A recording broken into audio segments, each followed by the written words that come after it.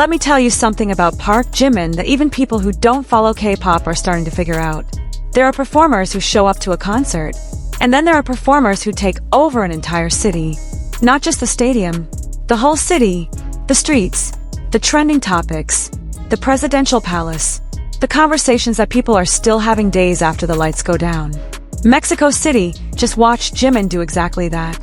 And the reactions from people who were there, fans, first-time attendees, media outlets, even people who just happened to be outside that night, those reactions are telling a story that goes way beyond what happened on stage. This is that story. Let's start before the concert even began, because what happened in Mexico City in the days leading up to the show was already something nobody expected at that scale. BTS had not performed in Mexico in 9 years. 9 years. The last time they set foot in that country was 2017, and since then, an entire generation of fans had grown up waiting. So when it was confirmed that the Arirang World Tour would include 3 nights at Estadio GNP Seguros in Mexico City, the response was immediate and historic. More than 2.1 million people registered to buy tickets for 150,000 available seats. Let that number sit for a second. 2.1 million people fighting for a chance to get into 3 concerts. All 3 nights sold out in under an hour. The demand was so overwhelming that Mexican President Claudia Sheinbaum personally reached out to South Korean President Lee Jae-myung to request additional shows. A diplomatic conversation between 2 heads of state, initiated specifically because of BTS. That is not a normal thing. That is not something that happens for most artists in the world. And yet, here we are. When BTS arrived in Mexico City on May 6th local time, President Sheinbaum invited the group to the National Palace for an official visit that lasted approximately 40 minutes. The Mexican government honored all 7 members as distinguished visitors and presented them with a commemorative plaque recognizing their contribution to inspiring Mexican youth through music. But what happened next is what really set the tone for everything that followed. After the meeting, all 7 members stepped onto the balcony of the National Palace overlooking Zocalo Square, one of the largest city squares in the world, and were greeted by a crowd of approximately 50,000 people who had gathered just to catch a glimpse of them. 50,000 people, standing in the heat, not for a concert, not for a ticketed event, just to be in the same space as BTS. The cheers that erupted when the members appeared were described by multiple outlets as something that felt more like a stadium than a public square. And in the middle of all of that, one person stood out in a way that immediately started trending online. Jimin stepped onto that balcony wearing long blonde hair and a classic suit, and something happened that is genuinely difficult to explain unless you've seen it. There's a quality that some performers have, a kind of gravitational pull, where even in a crowd of incredibly talented, visually striking people, your eyes just go to them. You can't help it. It's not something you decide. It just happens. Fans who watched footage from that balcony moment described it exactly that way. Everyone was there. All 7 members were waving to the crowd. And yet clip after clip circulating on social media kept zooming in on Jimin, standing there like he had been placed in that frame by a film director. The phrasing that kept showing up in comments was the same thing. He looked like a prince from a movie. He responded to the moment the way he always does. After returning inside, Jimin posted a view of Zocalo Square on his Instagram with a simple caption. Mexico, gracias heartsuta. 2 words. 1 heart. And somehow that was exactly right. On X, formerly Twitter, 2 separate hashtags. Welcome Jimin to Mexico and Bienvenido a Mexico Jimin. Both climbed to the top of Mexico's real-time trending list simultaneously. He was the only individual BTS member trending in the country that day. Fans on the ground reported that placards and photographs of Jimin were visible throughout the entire crowd in Zocalo Square, held by people who had traveled from across the country just to be there. One fan shared in a widely circulated post that she had no ticket to the concert, but took a bus at 1 a.m. from outside the city just to be in the square during the balcony appearance. She said she would never forget it. That comment got tens of thousands of likes. Because it captures something real, the kind of pull that Jimin creates that goes beyond music streaming numbers or chart positions. There are people who will rearrange their entire lives just to be somewhere near where he is. And they don't need to fully explain why. They just know. The irony of that day came from a separate viral moment. In one of the official or widely shared photographs from the balcony appearance, only 6 members were clearly visible in the frame. and Jimin appeared to be cropped out. The phrase, "Where is Jimin?" immediately trended on X. Fans pointed out, with no small amount of irony, that Jimin was simultaneously the most talked about member in Mexico and the one missing from the photograph. The response was immediate and loud. People who weren't even following the Mexico events closely picked it up because the contradiction was almost funny. Here is the only member trending individually in the entire country, and he's the one not in the picture. The internet, as it does, ran with it. But none of that, the trending hashtags, the balcony moment, the viral photograph, prepared anyone for what happened when he actually walked on stage.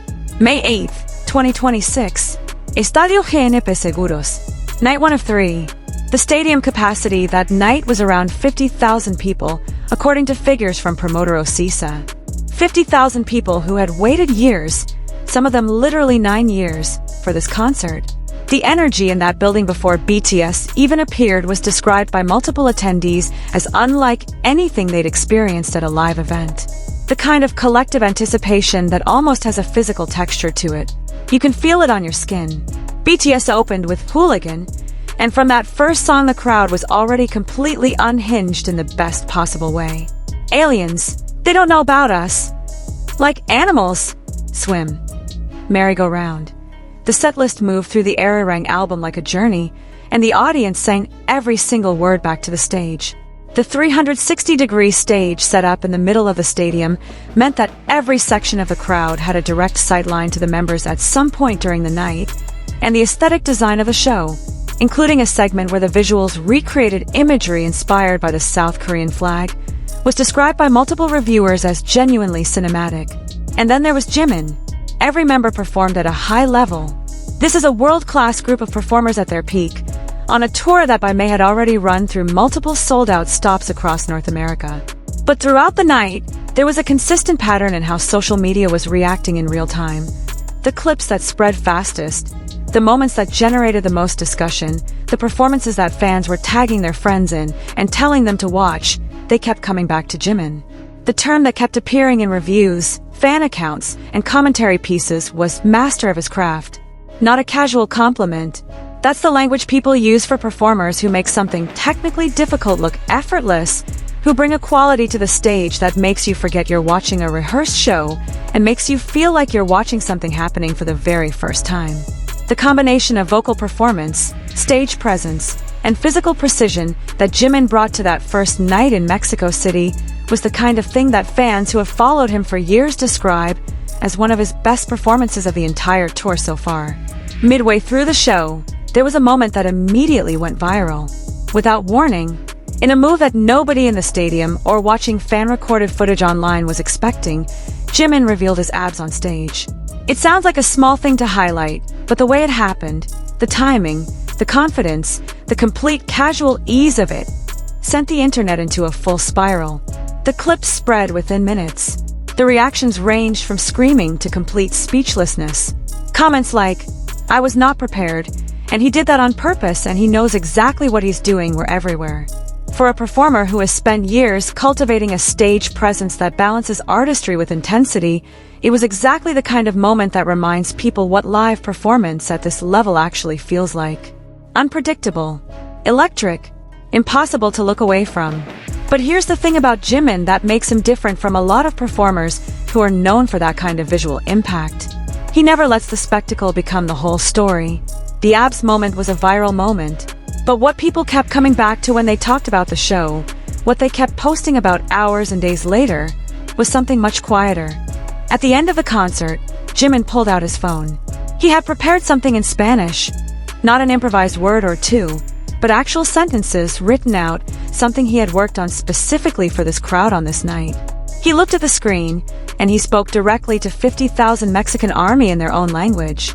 He said, "You listen to our songs a lot, right? Thank you from the bottom of my heart. I didn't know you'd be this amazing here. You really know how to have fun. You're the best. I love you more than anyone." The stadium erupted. This is a pattern that fans who have followed the Arirang World Tour closely have been watching develop across every leg of the tour. At the Japan concerts, Jimin read a letter in Japanese. In Mexico, he spoke in Spanish. Every time BTS plays in a new country, Jimin prepares something specific for that audience, in their language, and delivers it directly. It's not a translator reading it. It's not a generic message. It's Jimin, with his phone, reading something he clearly put time and care into, standing in front of tens of thousands of people who are hearing their language come out of his mouth. The reaction to that moment from Mexican Army was enormous. Videos of it circulated widely with captions in Spanish describing what it felt like to hear him speak those words. Non-fans who saw the clips were asking who this person was. Because that combination, the world-class performance, the unexpected viral moment, and then this intimate, personal, clearly heartfelt closing message in a foreign language creates an experience that lands differently than a typical concert. It doesn't feel like a production. It feels like a conversation. And in a stadium of 50,000 people, making it feel like a conversation is one of the hardest things any performer can do. None of this is happening in a vacuum.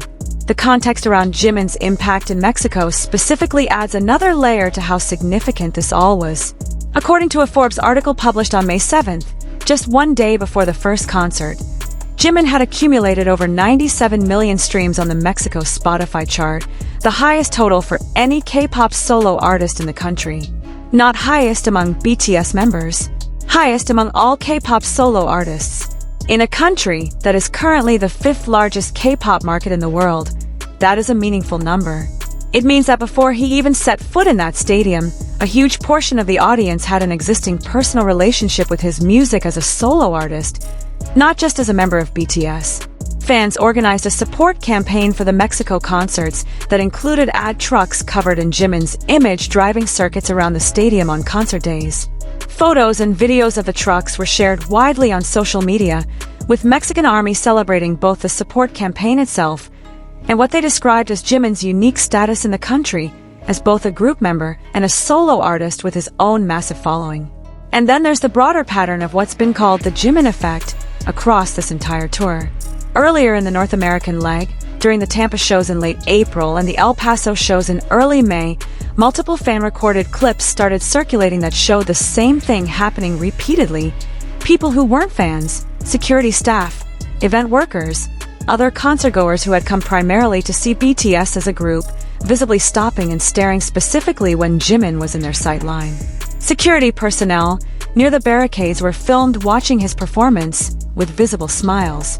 One video captured a moment where Jimin moved closer to the audience, knelt briefly at the edge of the stage, and exchanged a smile with a nearby security guard, who immediately responded with the widest grin imaginable. The comment that spread everywhere alongside that video was, "They just got hit by the Jimin effect very hard." This is a documented, repeatable phenomenon that has been happening across every stop of this tour. It's not organized. It's not staged. It's just what happens when Jimin is performing. People who came to do a job forget they're at work for a second. People who didn't know they were fans discover something. It's the kind of thing that's hard to explain with statistics alone, even though the statistics are genuinely impressive. It's something that you understand better when you see the reactions. Mexico City was the fullest expression of that effect so far on the Arirang World Tour. There's a longer story underneath all of this that matters for understanding why these moments hit the way they do. Jimin has been building toward this for years. His solo work, beginning with Face and continuing through Muse, established him as a solo artist with his own creative identity, not just a member of a group operating separately.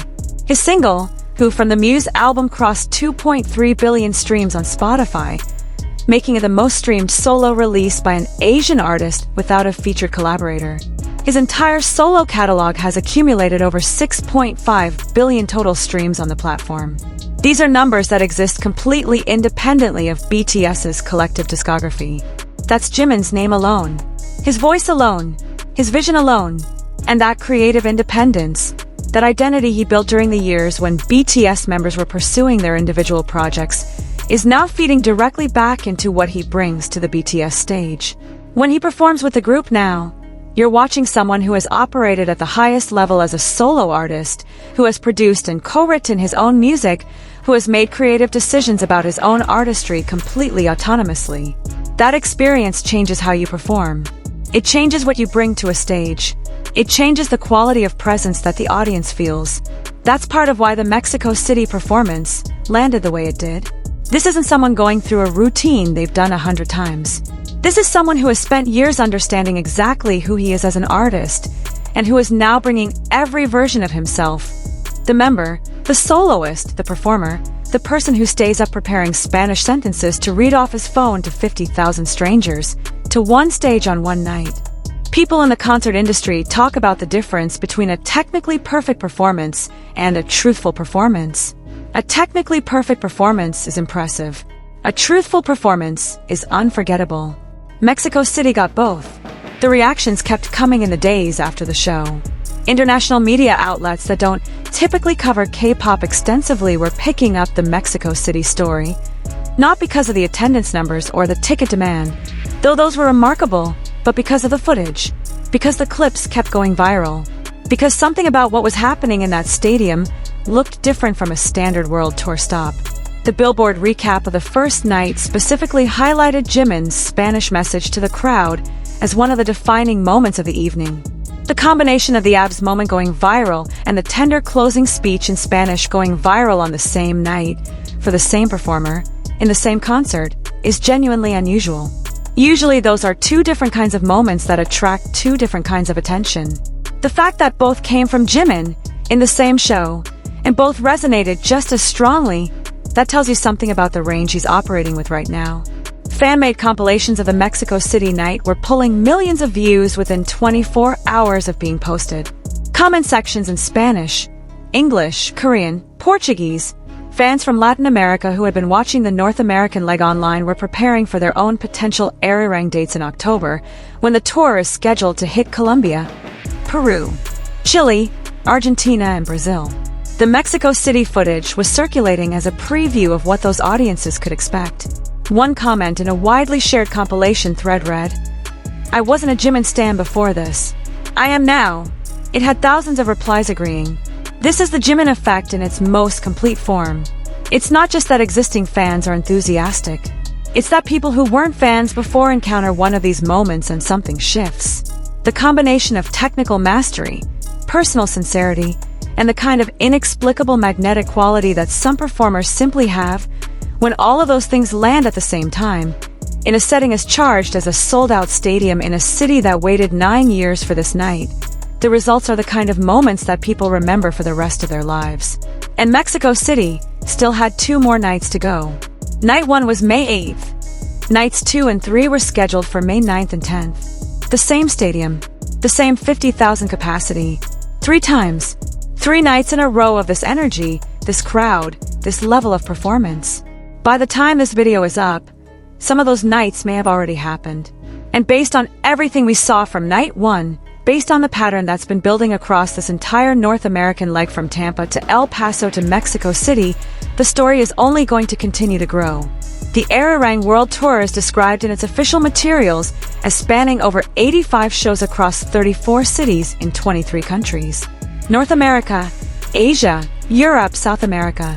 By the time it concludes in Manila in March 2027, it will be one of the most extensive world tours in BTS's history. And Jimin, at every single stop, is doing what he's been doing his entire career, studying the crowd, preparing something personal, and then delivering it with the kind of stage presence that makes you feel like you're watching someone operate in a space they were simply made for.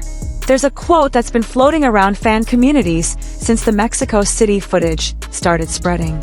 It came from a comment section, from someone who described themselves as a casual BTS fan, not a hardcore member of ARMY.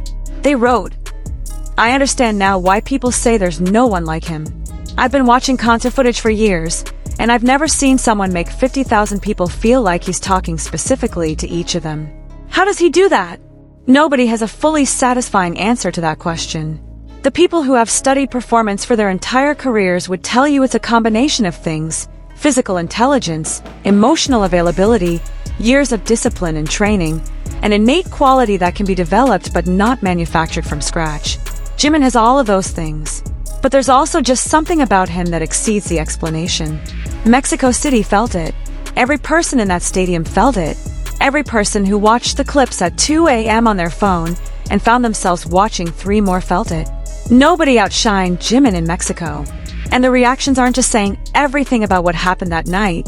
They're saying everything about where he is right now as a performer, as an artist, and as someone who has been working toward exactly this for his entire career.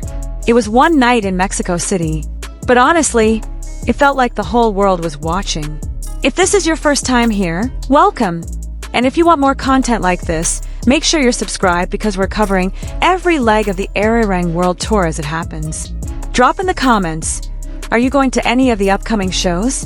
And if you were in Mexico City for night 1, what was it like? Because from the footage, it looked absolutely insane.